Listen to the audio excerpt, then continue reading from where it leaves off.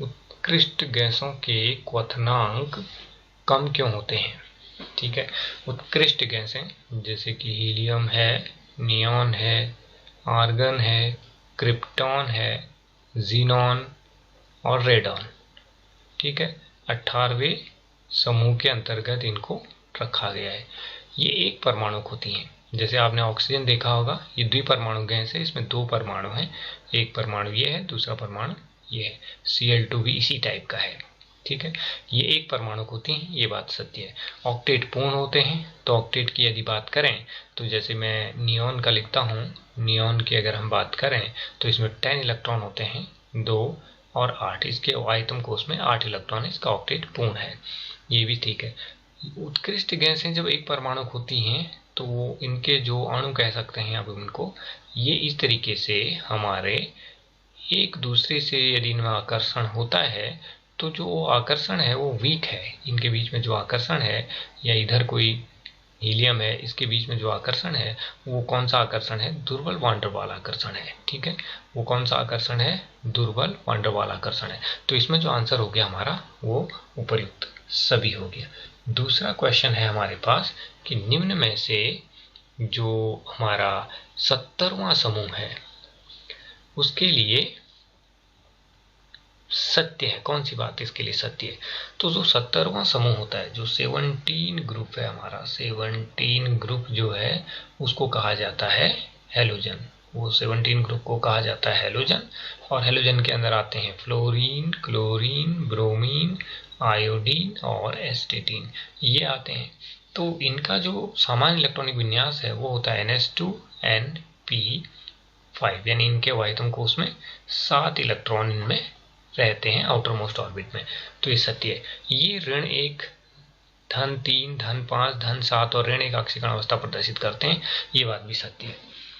Fluorine केवल ऋण 1 ऑक्सीकरण अवस्था प्रदर्शित करता है क्योंकि जो फ्लोरीन है उसमें d ऑर्बिटल नहीं होता। फ्लोरीन में d ऑर्बिटल जो है नहीं पाया जाता, d ऑर्बिटल उसमें नहीं होता है, इसलिए फ्लोरीन जो है केवल एक ही तरह की ऑक्सीकरण अवस्था प्रदर्शित करता है। इलेक्ट्रॉन लब्धि जो है क्लोरीन की ज़्यादा है, फ्लोरीन की कम है। ऐसा इसलिए होता है कि इसका छोटा आकार, ये जो कारण है फ्लोरीन के छोटे आकार के कारण है। छोटा आकार होने की वजह से इलेक्ट्रॉनों का जो घनत्व है वो क्या हो जाता है? बढ़ जाता है। इलेक्ट्रॉनों का घनत्व बढ़ने से जो है ये कंडीशन होती है, बाकी का ये भी सही है। तो अर्थात इसमें ABCD ये सारे सत्य हैं। बड़ा इंपॉर्टेंट सवाल हो सकता है। अच्छा, आगे है कि OF2 में जो है इसमें ऑक्सीकरण संख्या है क्या? जैसे OF2 है तो इसकी ऑक्सीकरण संख्या निकालनी है X। ठीक है, x के बाद ये आ जाएगा प्लस, और इसकी होती है ऋण 2 हो जाएगी, x प्लस ऋण 2 बराबर 0। तो यहाँ पर क्या आ जाएगा? x बराबर +2 आ जाएगा। x बराबर क्या आ जाएगा? +2 आ जाएगा। ये x बराबर +2 होगा तो यहाँ पर इसकी ऑक्सीकरण अवस्था होगी +2, तो इसकी ऑक्सीकरण अवस्था +2 होगी। इस ऑप्शन इसमें दिया नहीं गया है, गलत छप गया होगा, तो ये जो है +2 इसको मान सकते हैं हम। ये जो है इसका आंसर हो जाएगा। निम्न क्वेश्चन, अगला क्वेश्चन है वो है हमारे पास, निम्न में से कौन सा एक हीलियम के लिए सत्य नहीं है? इसका उपयोग गुब्बारों में भरने में किया जाता है, बिल्कुल किया जाता है। और जो एरोप्लेन होते हैं, जो आपके एरोप्लेन हैं, उनके टायरों में भी इसको क्या किया जाता है? भरा जाता है। उसके टायरों में भी भरा जाता है हीलियम को। ठीक हो गया, एक बात ये होगी। निम्न वातावरण बनाने में, यानी बिल्कुल ठंडा वातावरण करने में भी इसका उपयोग किया जाता है। गोताखोरों के द्वारा प्रयोग की जाती है, इसके बारे में आप पढ़ चुके हैं। न्यूक्लियर रिएक्टर में इसका प्रयोग नहीं होता। तो इसमें जो इसका जो आंसर है वो कौन सा नहीं है? डी इसका आंसर होगा, क्योंकि ये तीनों तो ये आपके सत्य हैं, ये गलत है। हमें असत्य, यहाँ पर हमें क्या पूछा गया है? असत्य पूछा गया। तो असत्य कौन है? ये असत्य है। डी ब्लॉक के तत्व कहलाते हैं। तो डी ब्लॉक के तत्व क्या कहलाते हैं? संक्रमण तत्व कहलाते हैं डी ब्लॉक के तत्व। ठीक है, ये एफ ब्लॉक के तत्व हैं, और ये जो है एस और पी ब्लॉक के तत्वों को हम जो है, और डी ब्लॉक के तत्वों को हम क्या कहते हैं? संक्रमण तत्व कहते हैं। अच्छा, निम्नलिखित में से डी ब्लॉक का सामान्य इलेक्ट्रॉनिक कन्फिगुरेशन क्या है? डी ब्लॉक का जो सामान्य इलेक्ट्रॉनिक कन्फिगुरेशन होता है वो होता है n-1 d1 to 10 इलेक्ट्रॉन और ns1 to 2 इलेक्ट्रॉन, अर्थात जो है ये जो है हमारे पास 17 ग्रुप का है, ये हमारे पास जो है f ब्लॉक एलिमेंट्स का है और ये s ब्लॉक एलिमेंट्स का है। आगे देखते हैं निम्न में से कौन सा जो है डी ब्लॉक का तत्व नहीं है। डी ब्लॉक के तत्व क्या होते हैं? डी ब्लॉक के तत्व होने के लिए क्या कंडीशन है कि जो डी कक्षक है उसको क्या होना चाहिए? अपूर्ण होना चाहिए, इनकम्प्लीट होना चाहिए। यदि जिसमें डी कक्षक पूर्ण होगा उसे हम जो है डी ब्लॉक का तत्व नहीं मानेंगे। अब जो है हमारे पास ये सारे डी ब्लॉक के तत्व हैं, ये सारे डी ब्लॉक के तत्व हैं, ये भी डी ब्लॉक के तत्व हैं, ये भी डी ब्लॉक के तत्व हैं, लेकिन ये जो है इनके जो हमारे पास डी कक्षक हैं, इनमें जो डी कक्षक हैं उसके लिए भी शर्त है कि दो अवस्थाओं में, एक तो हमारे पास ऑक्सीकृत अवस्था है, एक तो हमारे पास है ऑक्सीकृत अवस्था कह सकते हैं, और एक मूल अवस्था। ये मूल अवस्था दोनों में यदि ये डी कक्षक जो है आपके क्या हैं, दोनों में डी कक्षक यदि क्या हैं, कंप्लीट हैं, यानी डी में 10 इलेक्ट्रॉन हैं, तो उन्हें जो है डी ब्लॉक का तत्व नहीं माना जाता। और इनके साथ ऐसी ही है, यानी Zn में भी आपके 3d10 है और Zn2+ में भी 3d10 है, इसको आप चेक कर सकते हैं। और Zn का इलेक्ट्रॉनिक कन्फिगुरेशन यदि लिखें 30 होता है तो क्या होता है? 1s2 होता है, फिर 2s2 होता है, फिर 2p6 होता है, 3s2 होता है, 3p6 होता है, 3d10 होता है और 4s2 होता है।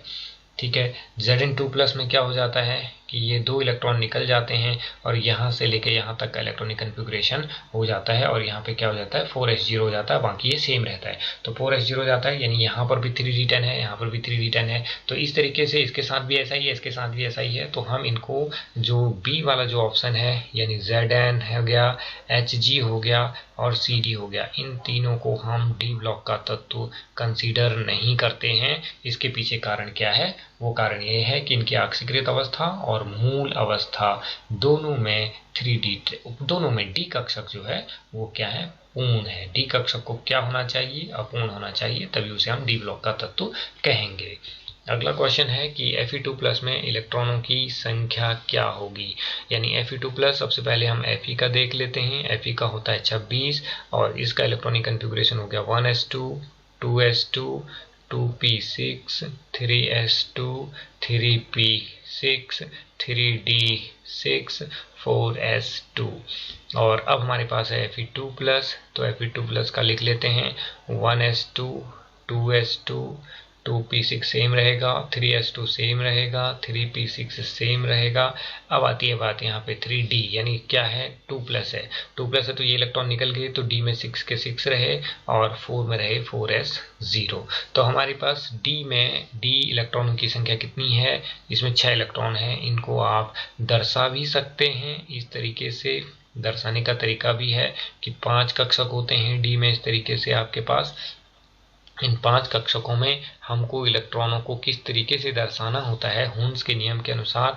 पहले 1 इलेक्ट्रॉन आया, फिर 2 इलेक्ट्रॉन, फिर 3, फिर 4 और फिर 5, फिर छठा इलेक्ट्रॉन कहाँ हुआ? यहाँ हुआ। तो यहाँ पर अयुग्मित इलेक्ट्रॉन यानी n की जो वैल्यू आ गई वो कितनी आ गई? 4 आ गई, 1 2 3 4। और ये क्या हो गया? अनुचुंबकीय हो गया। चुंबकीय दृष्टि से इसे हम क्या कहेंगे? अनुचुंबकीय, है ना?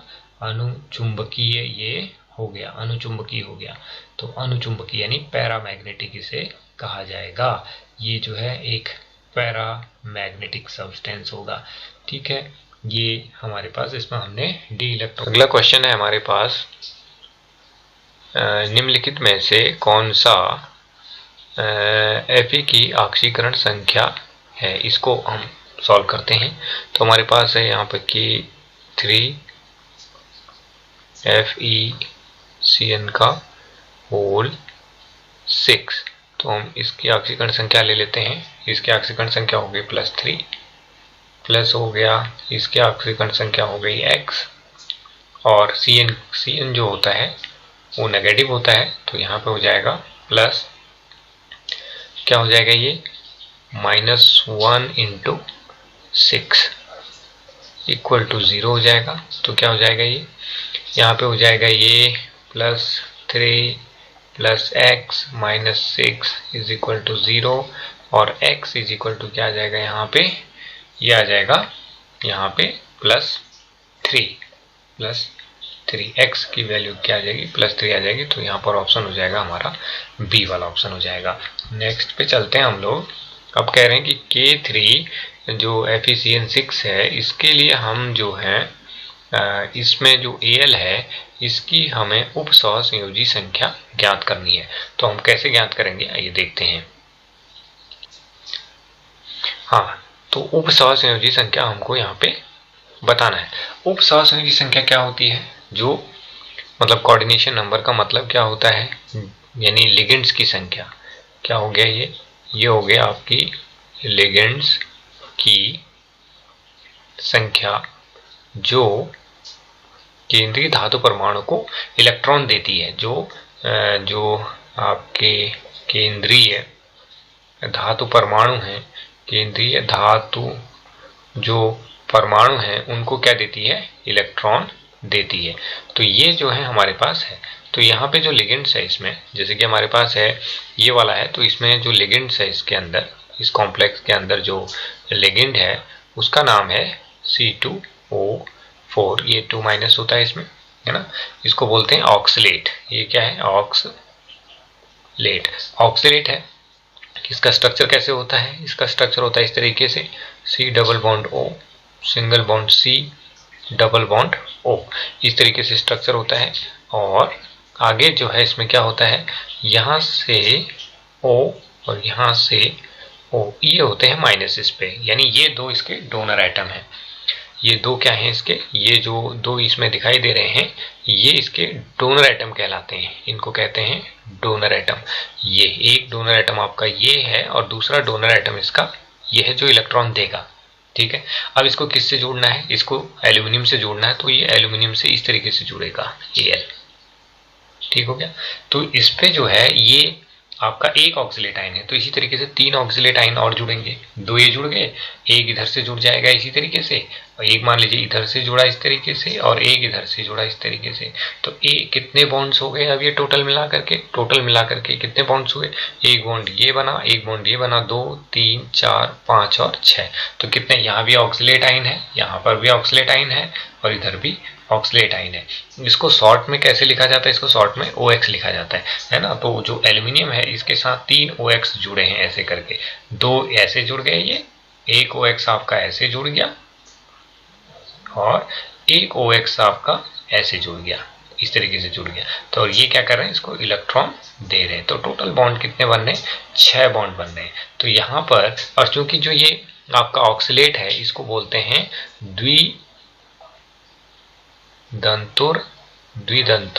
लिगेंड। ये क्या है, एक द्विदंतुर लिगेंड है। तो द्विदंतुर लिगेंड है तो इसमें जो है इसकी कोऑर्डिनेशन नंबर कितने हो गए, 6 हो गए। नेक्स्ट क्वेश्चन की तरफ बढ़ते हैं हम लोग। NiCO4 की हमको ज्यामिति निकालनी है। तो यहाँ पर जो इसकी ज्यामिति यानी इसके अंदर हमें इसका सबसे पहले हम क्या करेंगे, इसको सॉल्व करेंगे। तो जो हमारे पास Ni है, Ni का 28 होता है, तो हमारे पास इसका इलेक्ट्रॉनिक कन्फिग्रेशन होता है 1s2 2s2 2p6 3s2 3p6 3d8 4s2। तो यहाँ पर ये हो गया, लेकिन यहाँ पर इसकी जो ऑक्सीकरण स्टेट है वो कितनी है, इसकी Ni की जो ऑक्सीकरण स्टेट आप निकालेंगे, इसमें सबसे पहले आप NiCN का होल 4 और ये क्या है -2 है, तो इसमें हम इसके ऑक्सीकरण संख्या निकालेंगे तो x हो गई। तो x - 4 इक्वल टू कितना हो गया, -2। तो ये x बराबर क्या हो जाएगा, +2 हो जाएगा। चेक कर लें। अब यहाँ पर हम इसकी Ni2+ का निकालेंगे। तो Ni2+ में यहाँ से लेके यहाँ तक, अगर हम यहाँ से लेके यहाँ तक बढ़ें तो यहाँ पर तक तो सेम इलेक्ट्रॉनिक कन्फिग्रेशन होगा यहाँ तक, और यहाँ पे क्या हो जाएगा 4s0 हो जाएगा, यानी ये क्या हो जाएगा 3d8 4s0 3d8 4s0 हो गया। अब नाउ हम क्या करें, इनको इस तरीके से अरेंज कर लें, d ऑर्बिटल को हम इस तरीके से अरेंज कर लें। ये हो जाएगा हमारा 3d, इसके बाद आया हमारा 4s में कोई इलेक्ट्रॉन नहीं है इस तरीके से, ये हो गया हमारे पास 4s, और इसके बाद ये हो गया हमारे पास 4p, क्योंकि एक इधर खाली p भी रहेगा।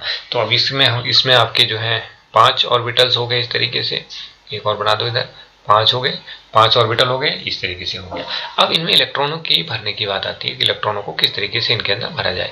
तो भाई इसके अंदर तो 8 इलेक्ट्रॉन है डी के अंदर, तो इसके अंदर एक इलेक्ट्रॉन ऐसे आ गया, 2 आ गए, 3 आ गए, 4 आ गए, 5 आ गए, फिर ये छठा आ गया, फिर ये 7वां इलेक्ट्रॉन आ गया, ये 8वां आ गया, यानी 2 इलेक्ट्रॉन ये रह गए, इनके अंदर कोई इलेक्ट्रॉन नहीं रहे।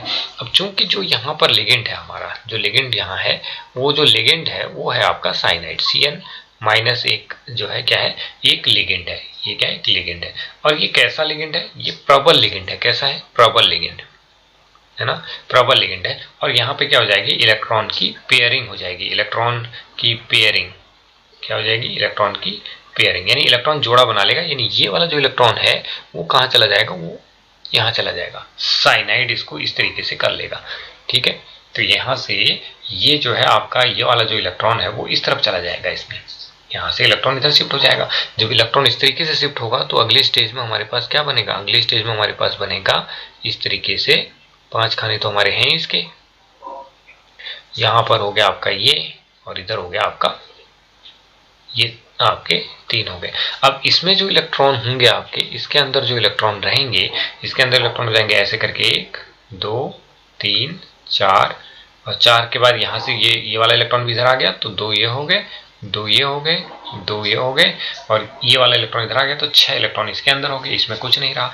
अब होगा क्या कि ये वाला जो डी और है हमारा, ये वाला जो डी है, यानी ये वाला जो डी है, यहाँ से हमारा जो डी है ये जो है कितने चाहिए, 4, 1 2 3 4, यानी यहाँ तक ये क्या हो जाएगा, मिक्स हो जाएगा। कहाँ तक, यहाँ तक ये मिक्स हो जाएगा, इस तरीके से मिक्स हो जाएगा। इसको हम बोलेंगे DsP2 संकरण, इसको हम बोलेंगे DsP2 संकरण। इसे क्या बोला जाएगा, DsP2 संकरण बोला जाएगा। अभी DsP2 संकरण इसके अंदर हो गया, यानी इसके अंदर DsP2 संकरण क्यों हुआ, क्योंकि साइनाइड एक प्रबल लिगेंड था जिसने ये वाला इलेक्ट्रॉन भी इधर भेज दिया इसमें। ठीक है, तो DsP2 संकरण होने की वजह से, अब जब DsP2 संकरण होता है, DsP2 संकरण जब होता है, DsP2 संकरण से जो प्राप्त होता है वो होता है वर्ग समतली। क्या होता है, वर्ग समतली। तो वर्ग समतली बनता है इस तरीके से। अब होता कैसे है वर्ग समतली, आइए देखते हैं हम वर्ग समतली कैसा बनता है। हमारा जो वर्ग समतली होगा वो कैसे होगा, यानी एक वर्ग बनेगा इस तरीके से हमारे पास, है ना, ये हो गया। इसके सेंटर में क्या होगा, इसके सेंटर में होगा आपका साइनाइड, यहाँ पे निकिल होगा इसके सेंटर में ऐसे करके, तो इधर बॉन्ड्स बनेंगे ऐसे। ठीक है, ऐसे बन गए। और यहाँ पर जो 4 साइनाइड हैं वो आपके इधर लग जाएंगे, एक इधर लग जाएगा, एक इधर लग जाएगा, और एक इधर लग जाएगा, और एक इधर लग जाएगा। इसकी जो है स्ट्रक्चर तो बन गया आपकी ऐसे करके, और इसके बाहर हो जाएंगे -2। ये हमारे पास जो है वर्ग समतली हो गया। ये इसको क्या कहा जाएगा, इसको कहा जाएगा वर्ग समतली। ये जो है एक वर्ग समतली हमारा ये बना। तो इसमें आंसर जो हमारा क्या हो गया, वो हो गया हमारा वर्ग समतली। जो आंसर है, आंसर क्या हुआ, आंसर हो गया वर्ग समतली, यानी आंसर आपका ये हो गया वर्ग समतली। और ये जो कॉम्प्लेक्स होगा आपका, सॉरी इसमें एक चीज और बताना भूल गए, थोड़ा सा इसको और देख लें। यहाँ पर जो होंगे आपके ये जो हैं, इनमें आपके 3 साइनाइड जुड़ जाएंगे, 1 2 और 3 4 जुड़ जाएंगे, 4 ये साइनाइड इसमें जुड़ गए। अब इन्होंने कुछ इलेक्ट्रॉन दिए होंगे, जो अपना इलेक्ट्रॉन देंगे, तो 2 इलेक्ट्रॉन एक जोड़े में ये देगा, 2 इलेक्ट्रॉन इधर जाएंगे, 2 इलेक्ट्रॉन आपके इधर जाएंगे, 2 इलेक्ट्रॉन इसमें चले जाएंगे। तो यहाँ पर सारे के सारे इलेक्ट्रॉन जो हो जाएंगे वो क्या हो जाएंगे, युग्मित इलेक्ट्रॉन हो जाएंगे। क्या हो जाएंगे, युग्मित हो जाएंगे, यानी सारे के सारे इलेक्ट्रॉन जो हैं वो क्या हो जाएंगे, पेयर्ड हो जाएंगे। सारे के सारे इलेक्ट्रॉन पेयर्ड हो जाएंगे, अर्थात यहाँ पे अयुग्मित इलेक्ट्रॉनों की संख्या 0 हो जाएगी। और ये जो है एक डायमैग्नेटिक यानी प्रतिचुंबकीय होगा। ये कैसा कॉम्प्लेक्स होगा, प्रतिचुंबकीय कॉम्प्लेक्स होगा। कैसा कॉम्प्लेक्स होगा, प्रतिचुंबकीय होगा। ठीक है, ये कॉम्प्लेक्स जो है आपका प्रतिचुंबकीय होगा। नेक्स्ट क्वेश्चन हो गया, नेक्स्ट क्वेश्चन है कि टॉलन अभिकर्मक क्या है। ये भी इंपॉर्टेंट क्वेश्चन है। टॉलन अभिकर्मक क्या है, टॉलन अभिकर्मक होता है हमारा, टॉलन अभिकर्मक किसे कहते हैं, टॉलन अभिकर्मक होता है AgNO3 प्लस NH4OH, यानी इसका नाम होता है सिल्वर नाइट्रेट, ये क्या होता है, सिल्वर नाइट्रेट बोलते हैं इसको, मालूम है आपको, नाइट्रेट। और ये क्या हो गया, अमोनिया हो गया, इसको बोलते हैं लिक्विड अमोनिया। ये हो गया आपका लिक्विड अमोनिया, लिक्विड अमोनिया हो गया ये, यानी तो अमोनीकृत सिल्वर नाइट्रेट विलयन को हम क्या बोलते हैं, वो बोलते हैं हम लोग, इसको बोलते हैं टॉलन अभिकर्मक। इसका उपयोग कहाँ होता है, टॉलन अभिकर्मक का क्या उपयोग है, पूछ लेगा। टॉलन अभिकर्मक का जो उपयोग है वो है, इसको हम एल्डिहाइड और कीटोन की पहचान के लिए भी हम कर सकते हैं। एल्डिहाइड व कीटोन, कीटोन में विभेद करने के लिए, वो कीटोन में हम लोग क्या करेंगे, अगर एल्डिहाइड व कीटोन में इसमें जो है विभेद कर सकते हैं।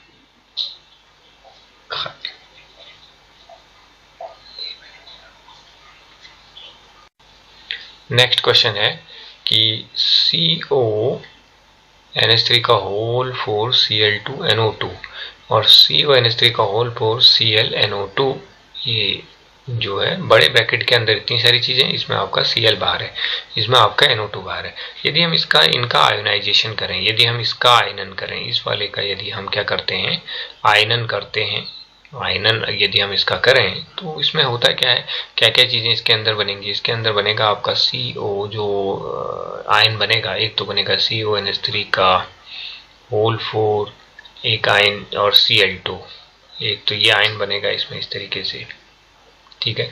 इसमें जो है इसकी +1 इस तरह से बनेगा, और दूसरा बनेगा NO2-1। एक तो इसका तो ये आयन बन जाएगा, तो यहाँ पर ये आयन बन रहा है।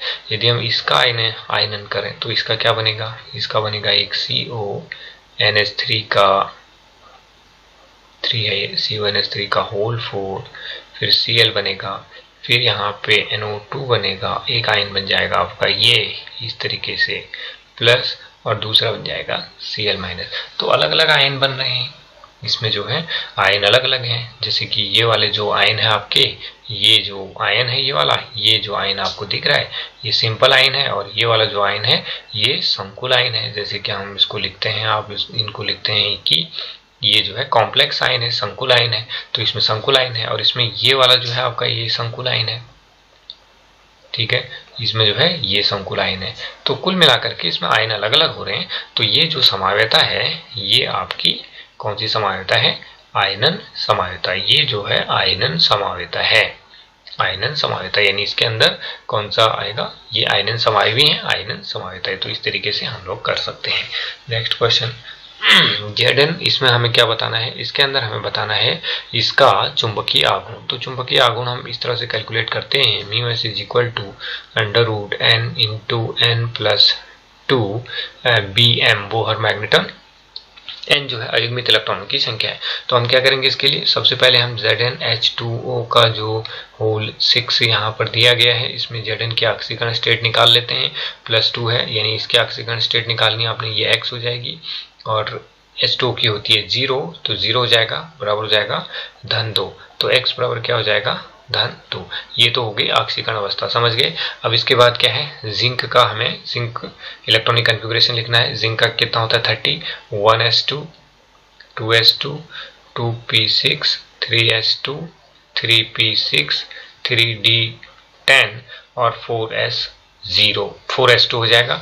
और हमको Zn2+ का लेना है, तो 2 इलेक्ट्रॉन निकल जाएंगे, ये इलेक्ट्रॉन गायब हो जाएंगे, तो यहाँ पर क्या बचेगा हमारे पास 3d10 4s0। यानी यदि हम d की बात करें, 3d10 की अगर हम बात करें, तो 3d10 के अंदर क्या मतलब है, इसका मतलब ये है कि इस तरीके से हमारे पास इलेक्ट्रॉनों का अरेंजमेंट रहेगा, इस तरीके से।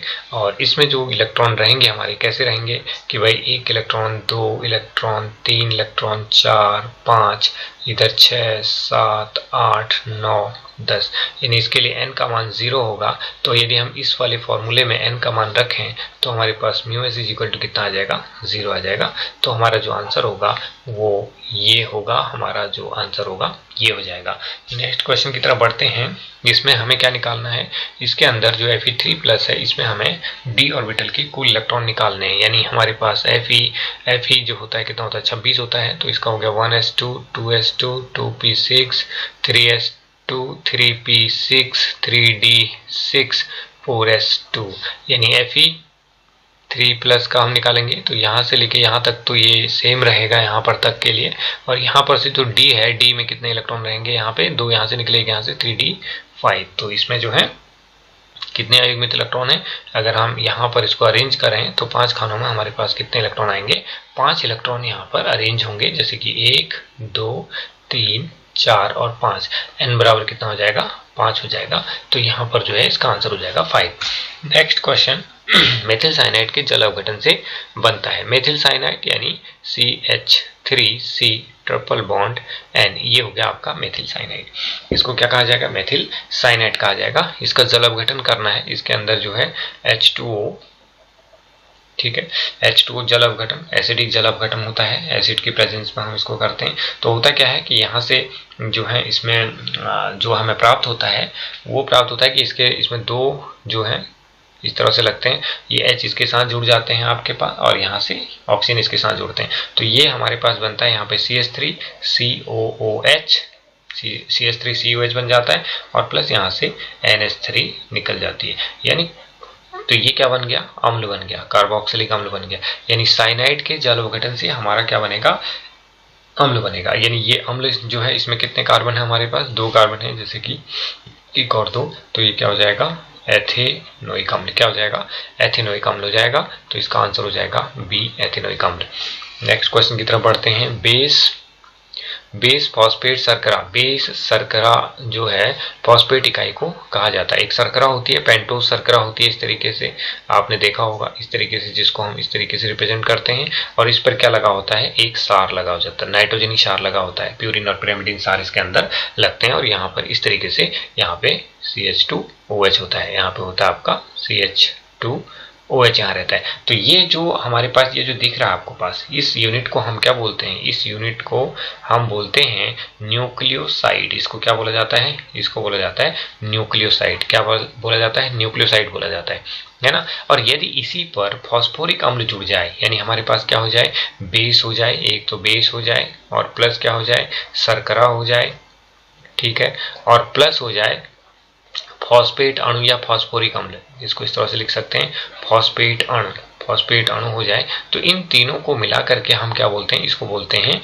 न्यूक्लियोटाइड। इसको बोला जाता है न्यूक्लियोटाइड। तो ये भी आपको पूछा जा सकता है, न्यूक्लियोसाइड और न्यूक्लियोटाइड में क्या फर्क है। यहीं पर फॉस्फेट अणु जुड़ जाएगा इस तरीके से, जैसे कि मान लीजिए यहाँ पर है आपके पास ये एक पेंटोज शर्करा है, इस तरीके से यहाँ पर आपका सार लगा हुआ है, और इसकी जो यहाँ से कार्बन है, जो CH2 कार्बन है, इसके बाद O, P double bond O, इस तरीके से यहाँ पर आपका आगे जुड़ सकता है, ऐसे करके ये। तो ये वाली जो यूनिट आपकी जुड़ी फॉस्फोडाइएस्टर लिंकेज से जो बनता है, जुड़ता है, उसको क्या बोलते हैं, न्यूक्लियोटाइड बोलते हैं। ये न्यूक्लियोटाइड होता है। हमें न्यूक्लियोसाइड पूछा गया, केवल 2 ही चीजें पूछी गई है, तो हमारा जो आंसर हो जाएगा वो हो जाएगा न्यूक्लियोसाइड। तो इसको आप देख लीजिएगा।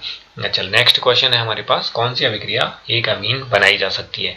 निम्नलिखित में से कौन सी अभिक्रिया एक अमीन बनाई, कार्बल अमीन अभिक्रिया जो होती है वो, जैसे कि प्राथमिक अमीन है हमारे पास, जैसे कि CH3 CH2 NH2 है, ठीक है, इस पर हम क्लोरोफॉर्म की अभिक्रिया कराते हैं, CH Cl3 और प्लस KOH की अभिक्रिया कराते हैं, तो हमारे पास जो उत्पाद बनता है वो बनता है यहाँ पर CH3NC और प्लस 3 KCl बनता है, और बनता है प्लस 3H2O। तो ये तो हमारे पास जो है ये अभिक्रिया नहीं हुई जिसकी हम बात कर रहे हैं, यानी इससे अमीन तो नहीं बन रही है, इसका नाम है आइसोसाइनाइड।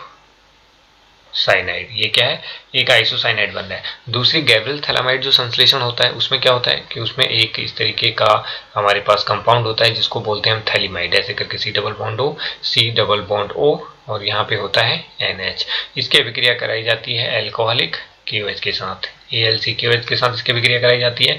जब इसकी अभिक्रिया कराई जाती है तो हमारे पास क्या बनता है, यहाँ पर बनता है इस तरीके का पदार्थ C डबल बॉन्ड O, और यहाँ पे बनता है इस तरीके से N और K, इस तरीके से बनता है। इसकी अभिक्रिया कराई जाती है एल्किल हैलाइड के साथ, RX के साथ, तो ये R जो है यहाँ पे आ जाता है, और ये हमारे पास इसी तरीके से रहता है, ये रहता है ऐसे ही, यहाँ पे रहता है C डबल बॉन्ड O, इधर भी हमारा C डबल बॉन्ड O रहता है, और यहाँ पे हो जाता है N-R। फिर इसका जल अपघटन किया जाता है एसिड के प्रेजेंस में। जल अपघटन करने पर एक तो ये क्या बना जाता है, RNH2, एक तो बन जाता है यहाँ पे R NH2 1 डिग्री एमीन हो गया, 1 डिग्री एमीन बन गया, और प्लस इसमें जो है दूसरा जो है इस तरीके का पदार्थ बनता है COOH और COOH। ये थैलिक एसिड बनता है, इसको बोलते हैं थैलिक अम्ल। ये इसमें थैलिक अम्ल बनता है और ये क्या बन गई, प्राथमिक अमीन बन गई। तो गैब्रियल थैलामाइड सिंथेसिस हमारा जो है प्राथमिक अमीन बनाता है, गैब्रियल थैलामाइड सिंथेसिस यानी ये। ठीक हो गया। नेक्स्ट क्वेश्चन हो गया हमारा, प्राथमिक अल्कोहलों के ऑक्सीकरण से प्राप्त होता है। तो प्राथमिक अल्कोहल जैसे कि RCH2OH, इसमें ये वाला जो ग्रुप है हमारे पास, ये 1 डिग्री कार्बन है, ये क्या है 1 डिग्री कार्बन, इस पर OH ग्रुप लगा हुआ। इसका ऑक्सीकरण यदि हम करते हैं, यदि इसका ऑक्सीकरण किया जाता है तो पहली स्टेप में इसके ऑक्सीकरण पर ये एल्डिहाइड में बन जाएगा, RCHO में कन्वर्ट हो जाएगा। अब इसका ऑक्सीकरण यहाँ पर रुकेगा नहीं, यहाँ से आगे ऑक्सीकृत ये होगा, ये बन जाएगा RCOOH, यानी क्या बन गया, कार्बोक्सिलिक अम्ल। क्या बना इसमें, ये क्या है, कार्बोक्सिलिक अम्ल। यानी प्राथमिक अल्कोहल कार्बोक्सिलिक अम्ल देते हैं, द्वितीयक अल्कोहल जो होते हैं वो कीटोन में कन्वर्ट हो जाते हैं। इस तरीके से आपका जो है तृतीयक अल्कोहलों का ऑक्सीकरण आसानी से होता नहीं है, ये चीज हो गई। नेक्स्ट क्वेश्चन हमारे पास आ गया, निम्न में से कौन सा डाइसैकेराइड है। तो स्टार्च इसमें दिया गया है, ये पॉलीसैकेराइड है। ठीक है, स्टार्च क्या है, पॉलीसैकेराइड है, स्टार्च को पॉलीसैकेराइड कहा जाता है, बताएंगे। लैक्टोज जो है एक डाइसैकेराइड है, लैक्टोज क्या है, डाइसैकेराइड है, लैक्टोज डाइसैकेराइड है। ग्लाइकोजन जो है पॉलीसैकेराइड है, ग्लाइकोजन पॉलीसैकेराइड है। और ग्लूकोज मोनोसैकेराइड है। ठीक है, ग्लूकोज मोनोसैकेराइड है। ठीक है, पॉलीसैकेराइड क्या होते हैं, यानी ऐसे कार्बोहाइड्रेट जो जल अपघटन पर, जो जल अपघटन पर जो होते हैं, क्या देते हैं, कई मोनोसैकेराइड यूनिट देते हैं, कई मोनोसैकेराइड यूनिट देते हैं, सैकेराइड यूनिट देते हैं, ऐसा आप लिख सकते हैं। मोनोसैकेराइड यूनिट देते हैं, जैसे उसको हम पॉलीसैकेराइड कहते हैं। डाइसैकेराइड जो है 2 मोनोसैकेराइड यूनिट देते हैं, 2 मोनोसैकेराइड यूनिट देते हैं। जैसे कि हम यहाँ देखते हैं डाइसैकेराइड, हमारे पास सुक्रोज एक डाइसैकेराइड है। सुक्रोज क्या है, सुक्रोज भी एक डाइसैकेराइड है। सुक्रोज क्या है, डाइसैकेराइड के अंतर्गत आता है, लैक्टोज सुक्रोज, यानी C12H22O11। इसका यदि हम जल अपघटन करते हैं तो ये 2 चीज़ों में टूट जाता है जल अपघटन होने पर। जैसे हम लिखें इसका H प्लस OH हमने कर दिया इसको, तो एक तो ग्लूकोज में बनाता है इस तरह से C6H12O6 मोनोसैकेराइड है, और दूसरा भी C6H12O6 ये भी मोनोसैकेराइड है। दोनों क्या है, मोनोसैकेराइड है, इसमें ग्लूकोज और फ्रक्टोज। तो इस तरीके से ये हमारा जो है क्वेश्चन हो गया 70 क्वेश्चन।